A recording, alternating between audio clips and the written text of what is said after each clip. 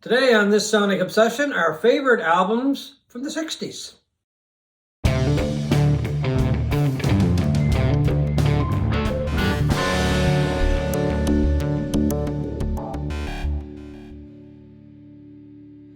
Hi folks, I'm John Whidden and this is my friend Steve McLeod, and today we're going to start a feature, our favorite albums. And we're going to talk about our favorite albums from the 60s, the 70s, the 80s, the 90s, into the 2000s. Not all today, not all in this program. We're going to start off with the 60s, and we're going to break our top 10 lists up into two lists. Our top 5 and our bottom 5. You want to start things off? Yeah, we're going to start with the bottom 5, and it is, for me, it's Tommy by The Who. This is a Kevin Gray cut from 2012, 2013. 10, 20, 30 years ago, it would not have been in my top 10. It's an album that has really crept up the list in my estimation over the years. I've really grown to love it in the last few years. Always liked it, but I just never thought it would be, in the top stuff. It's Pete Townshend's 1969 opus about the deaf, dumb, blind boy who is a pinball prodigy, wizard. A wizard, and about his life and how he overcomes the traumatization in his early childhood that led to him being handicapped in this way. Just a fantastic, very ambitious sounding record, a huge leap from what The Who had done earlier. It went on to become this movie in 1972, I think, that Ken Russell produced this movie. The Who singer Roger Daltrey played Tommy in the movie. Would you believe I've never seen that movie?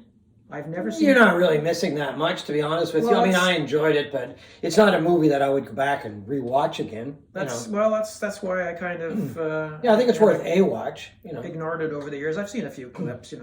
Other than that, nothing. So that's it. Number 10. Number Tommy 10. The Who. Tommy. My number 10 goes to Janis Joplin and Big Brother and the Holding Company. Cheap Thrills. I love this album. I've loved it since the minute I heard it. I think it's Janis Joplin's best album. It's her roughest album. It's raunchy.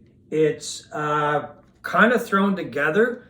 In some regards, some people may call it a bit of a mess because there's not really a lot of production to it. It's just a really good rock and roll album, and I think it really showcases her voice, because her voice was raw and it was low down and it could be mean at times, and it shines, if that's the right word, on this album. It's spotlighted, let's put it that way. She did other albums, of course. Got them old Cosmic Blues again, Mama, and Pearl. Both of those albums were good. Pearl, I thought, was just a little too shiny, a little too smooth. Old Cosmic Blues, I think she was trying to find another direction that just didn't totally work. That, to me, totally works. Big Brother was a great band. Janis and the band worked together. The guitar playing of Sam Andrew was incredible. So that's my number 10, Cheap Thrills by Big Brother and the Holding Company. Good choice. Her best album, in my estimation, as well. Number 9 for me is The Doors' self-titled debut. Launched the band to almost immediate stardom. This is an Analog Productions version of it. It sounds fantastic. 45 RPM. Yeah, I don't know if the album, I think it was Light My Fire.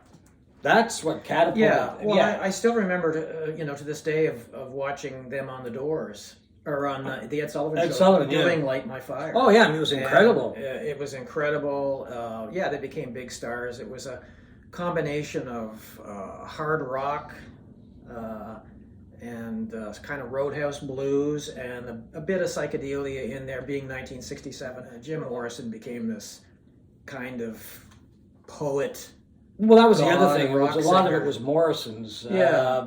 Just his presence really was a huge thing when it came to the Doors. And of course, he sadly died in, was it 1970? A few years later. I think it was 1970 in an apartment or flat in Paris.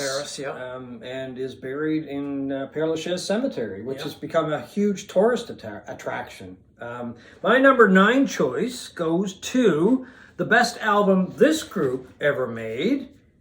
And I thought it was going to be a harbinger of things to come. Unfortunately, it wasn't.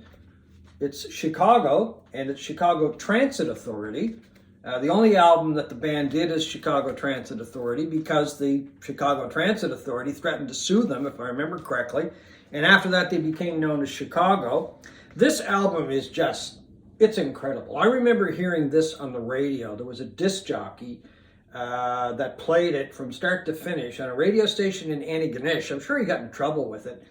And it just blew me away because it was so new, it was so different, and the horns were just, they exploded all over the radio. And of course, when I finally got a copy of it and was able to listen to it, right? I mean, Chicago, and of course the guitar playing of Terry Kath on this album was incredible, one of the great guitar players of rock and roll, period. And anyway, they did do Chicago 2, which was not a bad album, but nothing lived up to this album. Chicago Transit Authority, and it's called number 1, really. Chicago 1.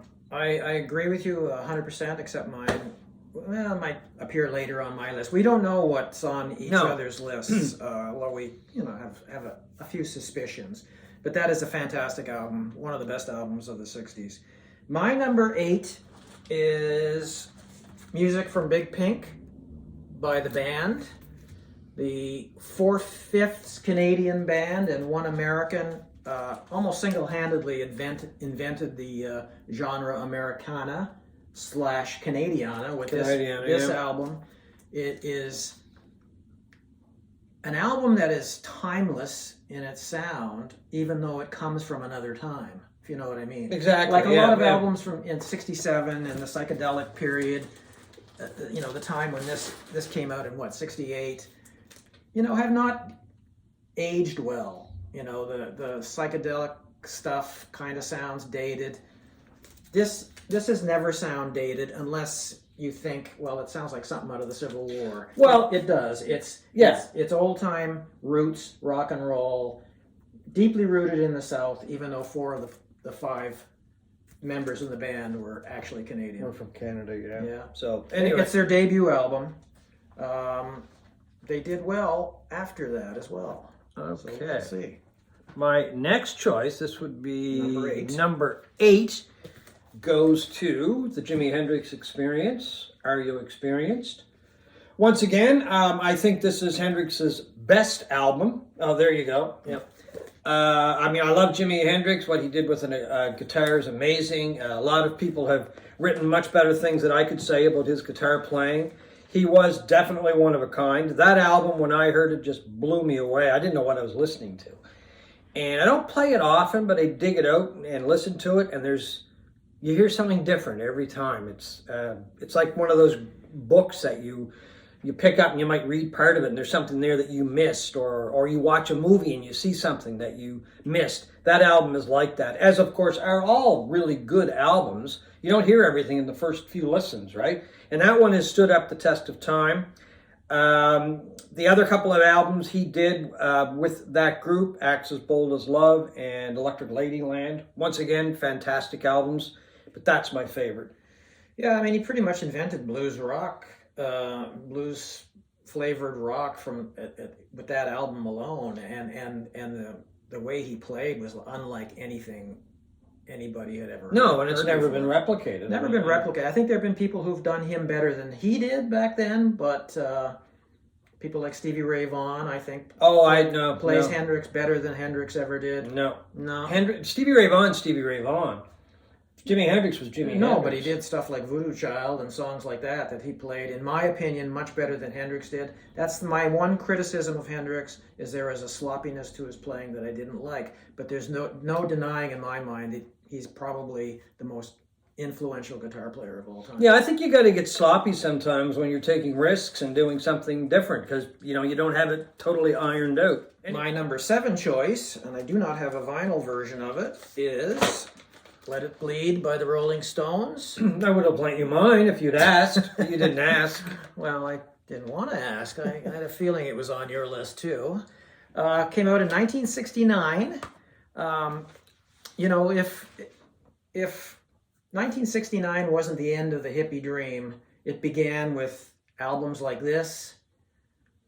The Altamont Festival was 2 weeks or a week after this album came out, and that terrible festival where the Rolling Stones were headlining this free festival, and the Hells Angels were running amok and beating everybody up and eventually killing Kill one person. Yeah. one person. And then the Manson murders happened at the same time. That was sort of the end of the hippie dream. It put a nail in that coffin. And that album and its previous album, Beggar's Banquet, kind of set the tone for the darker end of the 60s. It was a harder sound. Well, it's definitely darker, yeah. It begins with one of the great opening tracks in rock history, Gimme Shelter, and it ends with You Can't Always Get What You Want. And they sort of bookend that whole period where, the Summer of Love was being pummeled to death, basically. Yeah. Just a fantastic album. One of the Stones' best, and part of that perfect quartet of Stones albums of Beggar's Banquet, Let It Bleed, Sticky Fingers, and Exile. Yeah, pretty hard to beat those 4 albums. That's it. Yeah. My number 7 goes to one of the all-time great rock albums. I don't know if you can see that jacket, how beat up it is. But this is my original copy. I was going to say something, but I don't. I have another copy on vinyl, but this, and there's tape. Tape was always holding it together, right? I think it's John. old. I'm surprised gauze you tape. You're surprised you don't have your signature on the front. Well, it's probably in here somewhere, but anyway, I can't find it. But here's the album itself. See, it's ripped and everything. But look at the album. Like, you wouldn't dare put that on a turntable. Oh, my Lord. It looks like an ashtray. Well, that thing probably was used as one. It went to more parties than I did. I think I lent it to people who took it to parties. Anyway, it's well worn, and really, isn't that what it's all about, is to share the music? We would listen to this at parties, at dances, non-stop, because it just doesn't stop. There's a great waltz on here, too, called Thank You, which kind of would simmer things down. I loved Led Zeppelin 1, but of all the albums, 2 to me is the big one. It's the best. It's nonstop. It's just good rock and roll. Well, I think you can pick pretty much any of their first 5 albums, or 4 albums anyway, that could be on anybody's list, I think. Probably. I would hope so. At least the first 2 anyway. All right. My last choice for this episode, the number 6 album, is, John's probably going to be outraged at this, but it is Abbey Road by the Beatles. I'm not surprised. Well, I was saying... I thought it'd be up a little higher. Yeah, that's what I figured. I mean, obviously a classic. One of the greatest covers of all time. One of the greatest Beatle albums of all time. People have different choices. I think this is... I've talked about this before. The thing that knocks it down a slight bit for me is the presence of Octopus's Garden and Maxwell's Silver Hammer on this album. Otherwise, it was the Beatles having fun, though. Yeah, I know. They always had that side, Paul McCartney. Well, they did. There was a lot of just silliness on some of the, not a lot, but there was silliness on some of the Beatles albums, and that they were just having fun, But you can't beat something. You can't beat Come Together. The second side, that's coming through the bathroom window. The second side, the closing suite. Yeah. Penned, I guess, almost exclusively by Paul McCartney. Is just one of the great moments in rock music and popular music. Well, the album is too. The beauty. So yeah. That's it. Abbey Road, number 6. Okay, my number 6 goes to the late, great Jeff Beck, and of course the Jeff Beck group, Truth.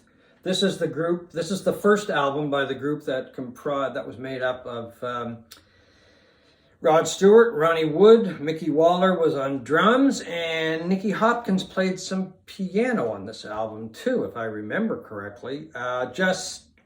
You mentioned blues rock earlier. This, to me, is the first blues rock album, because these guys were just playing their hearts out, and Rod Stewart was singing his heart out. Some of the best singing that he ever did was on this album. Really, it introduced Jeff Beck as a major force to be reckoned with. I think it introduced that whole blues rock type of music as a force to be reckoned with as well. because they just didn't let up. And I was listening to this recently just to kind of see what I thought of it after a few years, and boy, it's rich. Like, there's the stuff that Beck did with guitar on this album, if you listen closely, will blow you away. The second one that this group put together, Beck Ola, was very good as well. But this one just kind of opened up the doors for a whole lot of different kind of music to come along. And the singing of Stewart and the guitar playing of Jeff Beck on this album is extraordinary. So that's my number 6. Good choice. Would have been just on the outside probably of my top 10. Well, I shouldn't say that. That means I'm giving something away for... Well, you might have number... I could have it number 1. 4 or whatever. You just never know. No. So anyway, folks, that is our first stab at our favorite albums. This one, of course, was the 60s. We'll do part 2 of this one soon. And then we're going to do the 70s, 80s, 90s, and 2000s. So we're going to be busy for the next little while. Hope you've enjoyed this Sonic Obsession, and hope you'll come back and watch us again. Thank you.